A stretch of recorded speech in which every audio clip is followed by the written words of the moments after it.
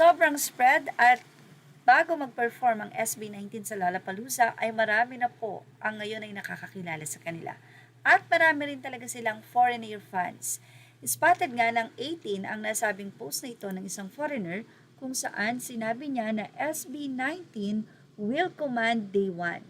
These boys are inspiring, energetic, and insanely talented.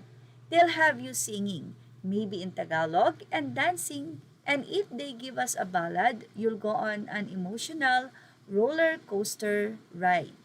Doon ay nagkaroon ng komento ang mga nag-agree dito mula sa nasabi nga pong usapan. Sinabi ni Chosen Mika na I hope they will sing also Gento. Sumunod naman ang naging komento ni Brian Crawford or reply, I am hoping for Quit and Ken's sermon. Americans need it right now. Time for a ballad. I heard somewhere that they get 45 minutes. Yeah, that too. I love Ken's deep voice. Hope for at least one ballad. Wow, mahaba-haba din ang oras na ibinigay sa SB19. Almost isang oras. Say ng mga fans at request, sana nga daw ako lang ba ang naiiyak pag nakakabasa ng ganitong comment? Super proud tita 18 here. Dapat dance or upbeat song dahil magpapakilala sila eh. Sila man ang isa, yes, yes, yes, sana kantahin nila ang Quit. Tas magsasalita si Ken, yung tusok sa puso na preach. Request ng ilan, ending song dapat ang Quit. Quit as I want you sana.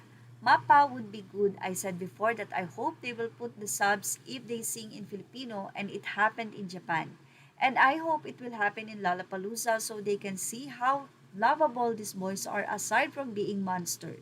Sana marinig nila ang sermon ni Pastor Ken. I'm afraid to die alive. Definitely agree, sana kahit one ballad to showcase their talent in all genre. Well, say pa ng isa, mga foreigners ang nag-request. Sana kantahin nila yung Time. I hope mabasa nila ang mga request na to. 7 to 8 songs naman sana kantahin yung Quit. SB19, tinag na nga po ang mga boys. Say naman ng ilang fans na oo nga, Quit, maganda lalo na yung mag-message si Ken, nakaka-touch. Quit and Time para sobrang amazing na talaga kasunod na ng party songs nila. Yun din ang bet ko bagay sa crowd tapos English-Tagalog siya makaka-relate ang lahat. Para sa mga 18, ano sa palagay nyo ang magandang lineup na kantahin ng SB19?